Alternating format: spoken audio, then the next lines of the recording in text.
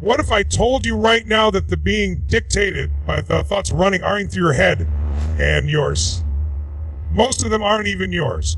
Let me ask you something. Have you ever had a moment where one negative thought ruined your entire day? Or maybe you woke up feeling powerful to ask Lori after checking your phone, you felt small. Maybe that's because you don't rise. You fall to the level of your mental habits. The setup, the truth about thoughts. People think they're in control of their minds. Here's the truth. You have over 60 balance your day, and studies show that over 80% of those are negative and over 90% are repetitive. So guess what? If you don't learn to control you. And the tragedy, most of those thoughts were programmed when you were a kid by society, your parents. Failure, fear, rejection, but toge, we right loop, most step in control, the turning point's at 2 minutes. Here's the turning point. You are not your thoughts. Let me say that again. You are not. You are the thinker of your thoughts, the creator, the observer. Just like a sculptor shapes clay, you can't you inner dialogue. Because if you can control the voice in your head, you can control you want to change your life. Start by pain or knees is the foundation of all transformation. It's the first brick in the house of change. And yet most people ignore it because it confused simple with easy. And don't mistake awareness for passivity. This isn't some vague spiritual concept. Awareness is power. Raw. Like, break this down. Most people go through life in what I call mental autopilot. They wake up, reach for their phone before they brief, or you scroll. They compare. They check notifications. They react. They jump from one thought to the next without what they're thinking. By noon, they're exhausted. Not because life is hard, because their mind has been heck-a-looped by fear, by judgment, by regret. And they don't even realize it now. Here's the painful truth. Maybe you cannot change what you're not aware of, flipping the light switch on in a dark room. The moment you become aware of the way you think, and more importantly, how those thoughts make you feel, you take your first step toward change. Let's use a simple example from daily life. Imagine you're driving to work. Maybe you're stuck in traffic. Someone cuts your wheel, your jaw tightens, and you say something you probably wouldn't say in front of your kids. Now you're irritated. The next song on the radio echoes you. You walk into the office in a bad mood. One small moment spiraled into an entire emotional pattern. Maybe that story. But let's reapply awareness. Your mark cuts you off. You notice your body tighten. Maybe you observe the thought rise. But you're though reacting, you pause. You take a breath. You ask yourself, is this worth my peace? And just like the trajectory of your days, that's awareness in action. It's not about pretending to be calm. It's about noticing the storm before it takes you. For example, you're scrolling social media. You see someone announcing a promotion, a new car, a trip to Bali. First thought, must be nice. You get irritated, not at them, but at yourself. You think, why am I not there yet? The rest of your bird's watching something just to numb the discomfort. But again, awareness flips the script. You see the post. You feel the rise of envy. You catch insecure right now. That's okay. It doesn't mean I'm not enough. It just means there's something I tension to. Now, instead of spiraling into self-judgment, you've just used awareness to shift comparison to clarity, envy into energy. That's the difference between living and reacting. Most of your thoughts aren't original. They're down from your parents, your culture, your past pain. If you don't become aware of them, you'll keep reliving the same day, and calling it your life. But once you become aware, you start catching these patterns in real time. You begin to realize, wait a second, I'm about to succeed. I sabotage it with overthinking. Why is that?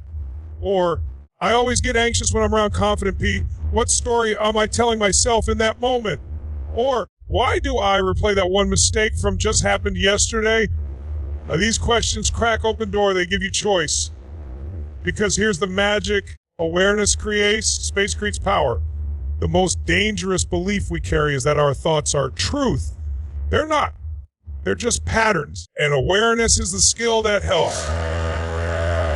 Echoes from the past, habits of the mind, sometimes just noise. The moment you realize you are not of your thoughts, that's the moment you reclaim your power. You stop reacting and start responding. You stop drifting and start de-sliving. Fully, intentionally, consciously. Awareness is not a one-time fix. It's a daily practice. It's in the way you pause before reacting, the running your emotions without letting them dominate you. It's in the choice to stop mid-thought and ask, is this serving me? And you don't need to go out or meditate for hours to build it. You can start right here and next time you feel angry. Notice it. Next time you feel small because you're overwhelmed, step back and breathe. The goal isn't to have perfect thoughts. The goal is to become so aware that even don't control you anymore. So, yeah, it may sound like a quiet skill, but make no mistake, it is the loudest, most powerful move you can make in your life. Because once you become aware of your thoughts, you become the author of your life. Every single one of us has a voice in our head, and what I'm talking about. Maybe that voice that whispers when you're not ready. That voice that speaks up when you look in the mirror. Not enough. Not good enough. That voice that shouts, I told you so. Let me tell you something that could change your lifing. That voice isn't always telling the truth. It's just repeating old fears, inherited doubts, and outdated programming. Maybe that was the good news. But here's the good news. You don't think. Let me ask you a bold question. When was the last time you questioned that voice? When was the last time you stopped in the medical thought and said, hold on, who says this is true? See, most people let that inner critic run wild. Lincoln never pays rent but criticizes everything you do. It's time to evict that voice, or at least start calling it out. You have to start seeing your thoughts. See someone give you bad advice. If someone came up to you and said, you're never going to succeed, or you believe them. No, you'd either argue or walk away. But when your own mind says it, you surrender like it's gospel. It's gospel. Your inner critic was formed when you're young. Maybe you were told you weren't smart enough or strong enough or good looking enough. Maybe you recorded that event as a permanent truth. The inner critic loves using your past. If had happened yesterday defines who you are today, but the past is not a prophecy. Unleash the voice that treats it like one. Let me give you a daily life example. Let's say you're about to apply for a new job. You open the application, that inner voice starts, why bother? You don't have the qualifications. They're going to laugh at your resume. You're not like the others. You're just like that. You close the laptop. You tell yourself, I'll try again later, but deep down, you know the truth. The inner critic was right, but because you didn't question it. Now imagine that same moment, but this time you hear the voice and you challenge it. You fought says who? Who says I'm not qualified? Who says I'll fail? What proof do I have that I can't do what? What if I'm more prepared than I think? What if this job is exactly what I've been working toward? Maybe if they're looking for someone shift. This isn't toxic positivity. This is mental strength. This is reclaiming your right to being bullied by your inner saboteur. Your inner critic loves to speak in absolute sound. You always mess up. Yeah, you never get for more. Next time you hear that, call it out. Say, always, never. Come on. That's not even true. Because if rearing your life, you'd see the times you get it right. The times you were bold, resilient, powerful. But the inner critic doesn't care about facts, feed on fear, and fear is a liar. Let's take another example, relationships. You've been hurt in the past. Maybe that was a story. Now you're starting to open up to someone's voice. Don't trust them. You'll just get hurt again. Keep your guard up. It's not worth it. So you sabotage it as a chance to grow. You stay distant. You test them. You look for reasons to run. But again, what if you pause? What if you said, this teaches you to prevent pain based on an old story? But this isn't the same person. This isn't the same moment. I'm not the same me. Suddenly, you're not living from fear. You're choosing from truth. That's what questioning the inner driver's seat. You stop letting your fears steer the wheel, and you start guiding your own life. What voice speaks up? You have a choice. You can accept it, or you can interrogate it. Ask it, is this thought helping me or holding me back? When I do someone I love, what would the strongest, most confident version of me believe instead? And here's something powerful. The more you challenge your inner critic, because that voice feeds on repetition. It lives on autopilot. The moment you interrupt the pattern, you weaken it, you question it, you taste poorly, you build a new voice, a voice of truth, of strength, of possibility. So the next time your inner critic speaks up, don't argue, interrogate. Stand tall, because that voice in your head doesn't define you. You define you. Here's a truth most people never realize: you're in isolation. It's not just a floating crowd of thoughts. It's connected to your body, deeply, constantly, biologically. And when your body shifts, your focus shifts, your identity shifts. That's why this key is so powerful. If you move your body, you change your state. Think about it. When you're sad, how to do down, eyes low, energy drained. When you're angry, your jaw tightens, your fists clench, your breathing speeds up. And when you're taller, your chest opens, your voice is louder, you look people in the eye. Here's the kicker. These postures just express how you feel. Your body and your brain are in constant conversation. If you want to shift your mindset, sometimes the fastest way isn't to move your way out magic. Let me give you a real world example. Imagine you're having one of those days. Your to-do list is overwhelming. You spill coffee on your shirt. No, your brain is flooded with stress hormones. The natural reaction to sit still, maybe eat something sugary just to cope. But guess what? That keeps you locked in a low state. Now imagine instead, before letting your own inspire, you throw on your shoes, plug in your headphones, and take a 15-minute walk around the block. You breathe deeply, you swing your arms. Maybe even jog warms up, your blood flows, and your brain releases endorphins. Natural chemicals that fight stress, boost mood, and improve mental clarity. You come back, do list doesn't feel so impossible. That's not magic, it's physiology. Another example, you're about to walk into an interview. Your stomach's tight, your palms are sweaty, and your brain is starting to doubt everything. Here's the trick: go somewhere private, stall, a hallway, anywhere. Now take a deep breath, stand up straight, pull your shoulders back, lift your chin, and hold a power pose. Yes, literally like woman boar Superman. Breathe slow and deep. Tell yourself something powerful. Your nervous system starts to regulate. Your posture begins to tell your mind.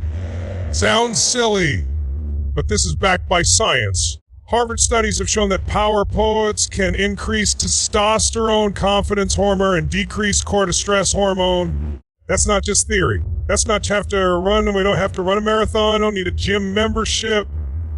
All you need is movement. Move your shoulders. Shake out your hands. Stretch. Breathe air. Do 5 push-ups. Get your blood moving. Let me tell you about a personal story who built his entire morning routine around this idea. He said, every single day before I make a decision, I move. Even if it's just pacing in my office or doing small. I sit too long to think small. I get trapped in my head. But when I move, my ideas expand. That's it. It's not about willpower. It's about site management. Your state, your emotional and physical moment is the filter through which you experience your entire life. If you're in a peak state, the same problem looks like a challenge, not a catastrophe. If you're in a low state, a tiny inconvenience can feel like the end of the world.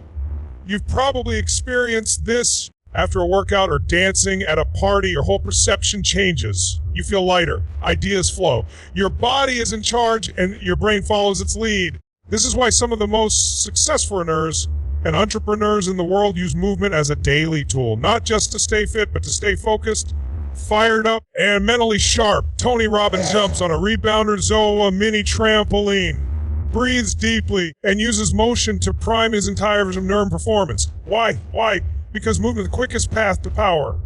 But don't just take it from others. Try it yourself. The next time you're stuck in over-doubting yourself, the next time anxiety tightens chest or your day feels out of control, get up. Move. Shift your body. Breathe with purpose. Amazing, your thoughts change without even needing to argue with them. Your energy returns, your creativity reignites, because your physiology always precedes. Remember this. So every single time you feel stuck in your mind, your body is the key. Move with intention and you'll reclaim emotional state, your focus, your actions, and ultimately your life. Your mind is a garden. Every single day is being planted. An idea, belief, a fear, a dream. The question is, are you planting the seeds or are you letting the world do it for you? Because if you don't consciously feed your mind, it will be fed anyway, by the news, by social media, by negativity, by fear, by other people's limitations. Feed me not just about education, it's about survival. It's about choosing what goes in so it comes out. Your emotions, your thoughts, your behaviors, your decisions. You don't become positive by accident. You don't become confident just by waiting. Neutral mindset by chance. You build it, you feed it, you train. Let me ask you something. Would you ever go a whole day where it would shut because your body would shut down? You'd feel weak, dizzy, slow. So why do we treat our minds differently? Why do we starve the most important part of our mindset and then wonder why we feel anxious, unmotivated, overwhelmed, or lost? Your mind needs nourishment just like your bodies. And the kind of content you consume, whether it's books, podcasts, conversations, or even your own inner dialogue, shapes the theory through which you see life. Let me give you a relatable example. Imagine waking up tomorrow and first open the news or scroll through social media. You see headlines filled with chaos, conflict, and negativity. You see other people showing off there, still trying to crawl out of bed. Feel before you've even brushed your teeth. Sound familiar? Now let's flip it. Imagine waking up, you grab a book that inspires you. Maybe it's about growth, leadership, purpose, mindset. Just 5 or 10 pages. Then you put on a fuels your thinking. You listen while you brush your teeth, while you stretch, while you make your coffee. You are feeding your mind intentionally. Within first 3 minutes, you've told your brain, we're in control. We grow, we lead. How different do you think that day creates your feelings? Your feelings shape your actions, and your actions become your life. But it all starts with what you put into you. Keep consuming negativity, your brain will default to fear. If you keep watching people argue and complain, your thoughts will lean toward judgment that are reading about how hard and unfair life is. You start seeing obstacles instead of opportunities. Maybe if you feed your mind with power, heat it with stories of growth, you will seize possibility. If you feed it with hope, with truth, with courage, guess what? That becomes your foundation. This doesn't mean ignoring reality. It means choosing your input wisely so you attack with strength, not just react to it emotionally. Let's talk about this through the lens of a challenge. Say you're facing a setback, maybe less is struggling, or you feel stuck in life. Your default mind might start saying things like, this is the end. I failed. I'm not good enough. But if you feed your mind with empowering material, like books that remind you of your resilience, podcasts where people share how they turn rock bottom greatness, quotes that fire up your soul, then when the challenge hits, you have a new response system. Instead of, I'm done, your mindset starts, let's go. That's the power of mental nutrition. Even 10 minutes a day can rewire your brain. 10 minutes of listening to grateful for what you're great for. 10 minutes of speaking affirmations that align with who you want to be. Maybe that who you used to be. Feeding your mind is daily, like brushing your teeth. You don't do it once and expect fresh breath for life. You do it every day because you know what the same goes for your mindset. Feed it, water it, protect it. Here's a little challenge you can start right now. For the next 30 days, commit a fee every single day. That could mean reading 5 pages of a book in the morning, listening to a motivational podcast, or short TED talk or YouTube video from someone who inspires you, speaking positive truths out loud. It doesn't matter how you do it. It just matters that it consistently, because the person who feeds their mind daily becomes unstoppable. They're not easily thrown off by under pressure. They know how to reset. They know how to rise. They know that the quality of their life, the quality of what they allow to their brain, you have that power too. Right now. So the next time you catch yourself, your phone to scroll mindlessly, pause, ask yourself, is this feeding my mind or draining it? You are the gatekeeper. You decide what gets in, and then what you feed become the foundation of your reality tomorrow. Words are not just sounds, seeds, and whether you realize it or not, you are always speaking something to existence every single day. May the question is, are you speaking life or? Because the words you say, especially the ones you say to yourself, are creating your reality in real time. They're either building you up or breaking you, breathing energy into your dreams, or slowly draining the life out of them. Let me ask you something. What are the phrases you repeat to yourself every day? I'm so tired. I'm so behind. All the time. Just not good at this. Maybe it sounds harmless. Just venting. Just being honest. But listen to me carefully. What you speak becomes how you leave, and what you believe becomes how you live.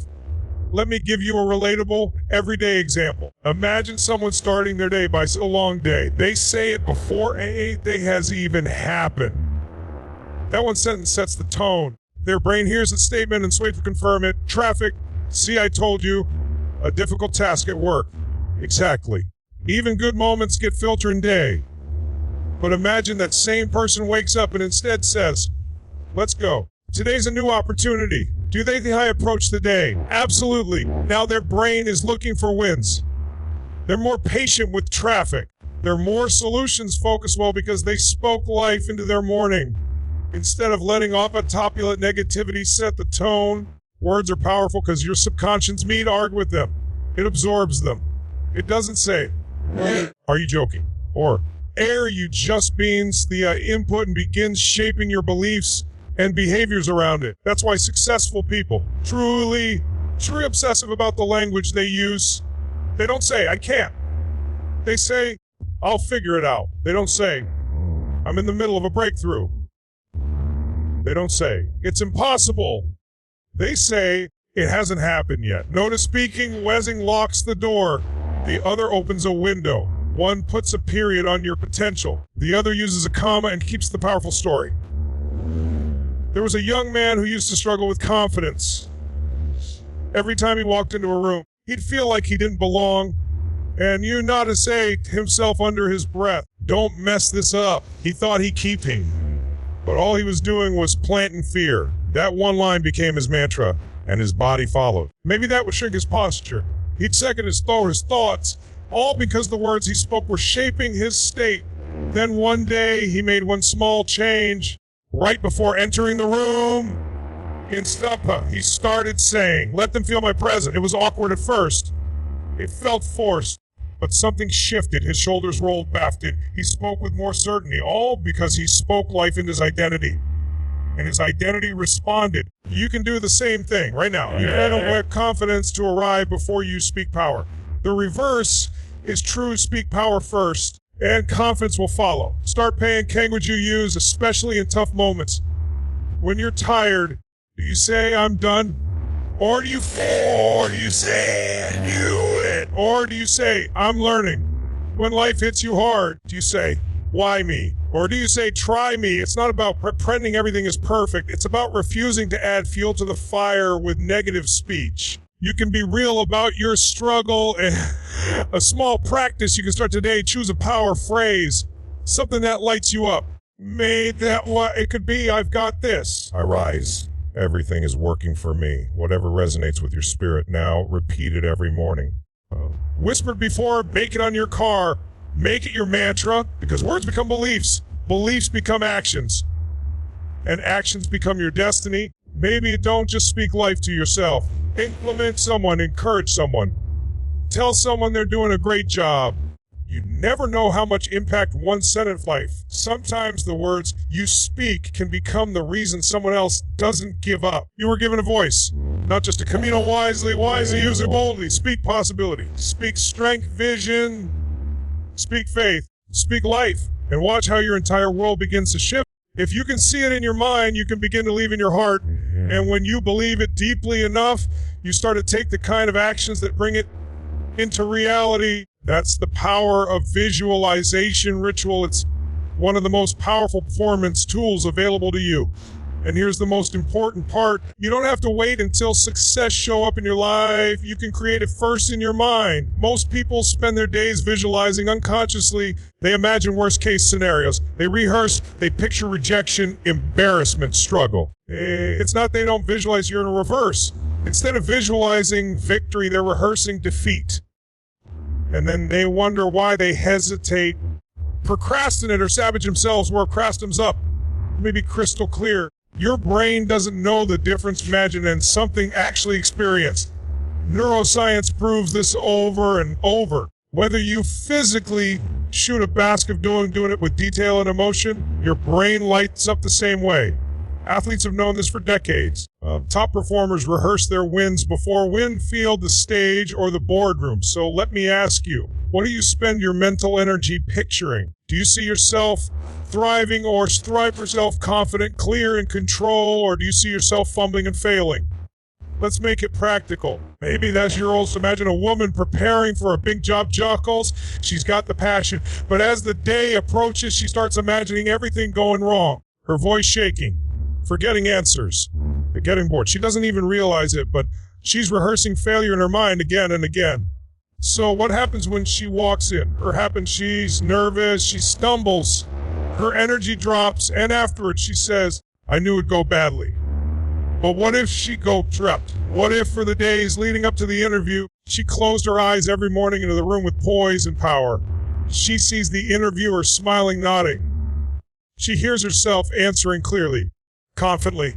She feels herself, she feels that moment of walking out, knowing she nailed it. She mentally rehearses victory. And so when she walks in, her body already knows the path. Her brain has practiced success. Her state is aligned with her vision. It's mental training. It's a form of rehearsal. It's how you teach your mind to trust you for a reason to. This isn't just about big life events. You can use this every single day. Before a tough conversation, before a presentation, before a new environment, stop. Close your eyes, take a deep breath, and picture yourself moving through it with grace, strength. Feel it. Hear it. See. Don't just see yourself succeed. Feel it. What does victory feel like in your body? What expression is on your face? What's your energy like when you're at your best? Maybe emotional connection is what we're start believing. This is who I am.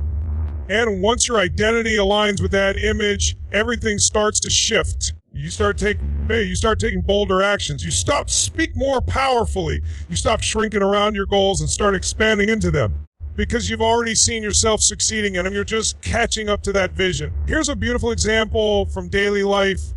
Think of a student preparing for an exam. One student just cramps facts and whole while studying, takes 5 minutes each night to close their eyes and visualize themselves sitting at the desk, calm and focused, remembering the ID honors with confidence, finishing on time, walking out smiling. Which student do you think is more mental than just academically, but emotionally? Visualization builds belief, and belief is the foundation of achievement.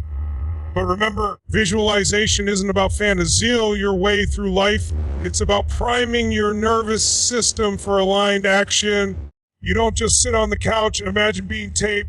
You see yourself crushing that workout, and then you go do it. You don't just picture the business succeeding. Jump every day, solving problems, leading with energy, and then you back it up with real effort. Visualization is the spark. Your action is the fuel. So the next time fear creeps through your herb, and the next time the old stories, you can't.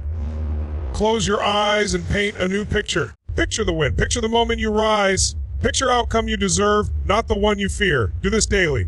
Even 5 minutes a day can transform your self-image. Because when you keep visualizing victory, you're preparing for failure.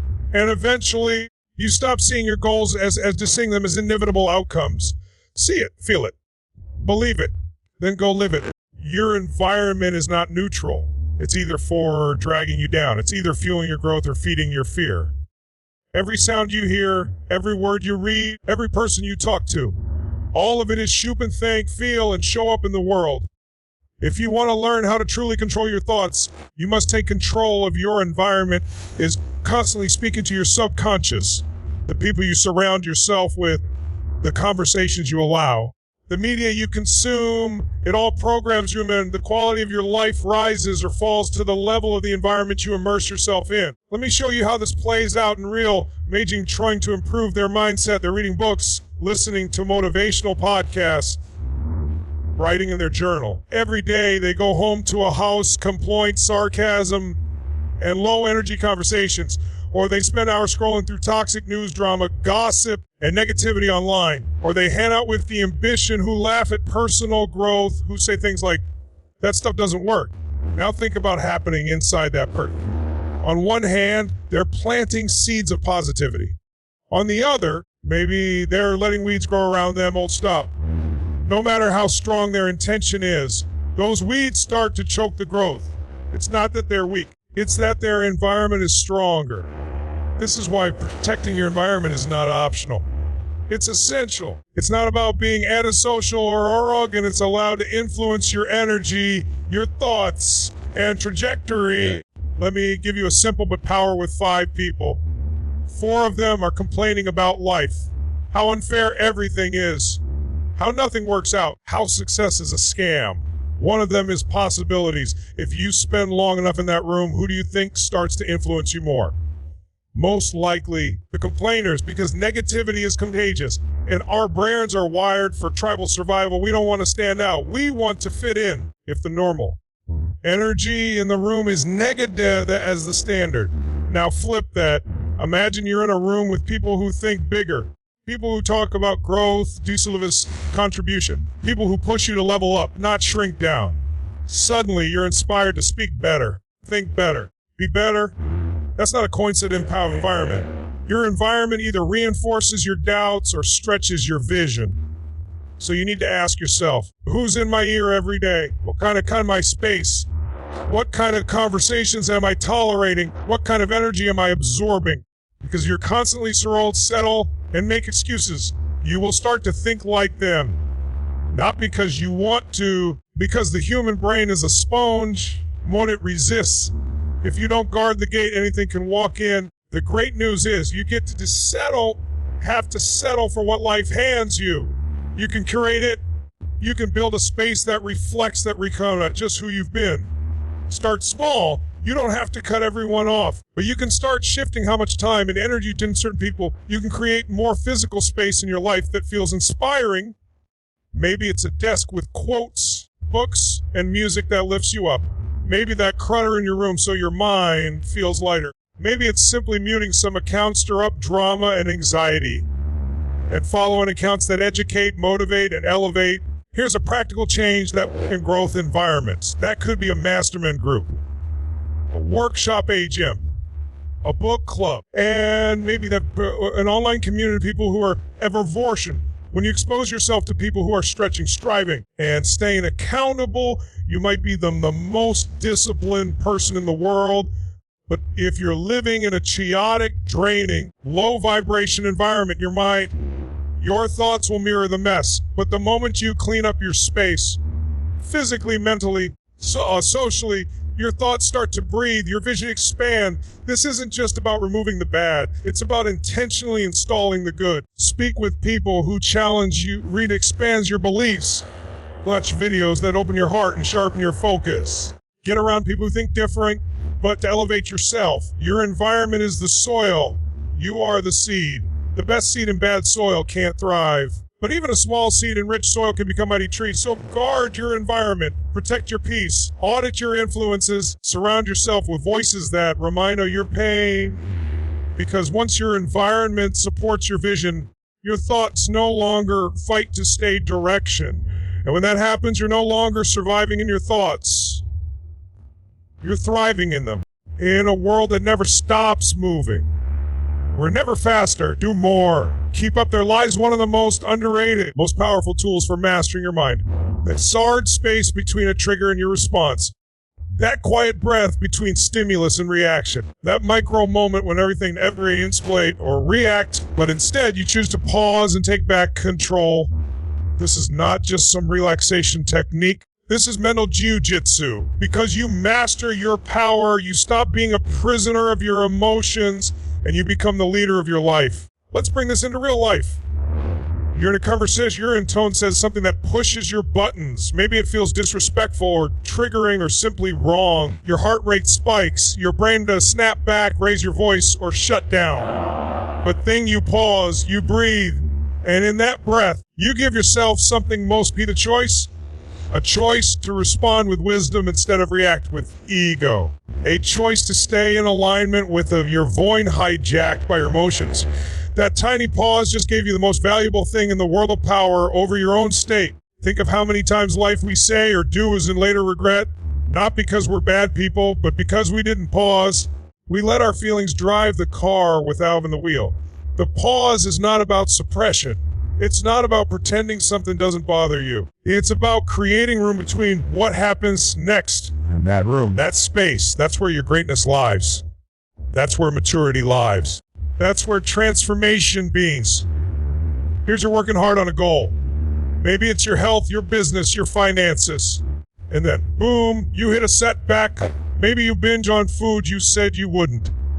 Maybe a client cancels. Maybe your account dips lower than you expect. Your old programming wants to kick in. This always happens.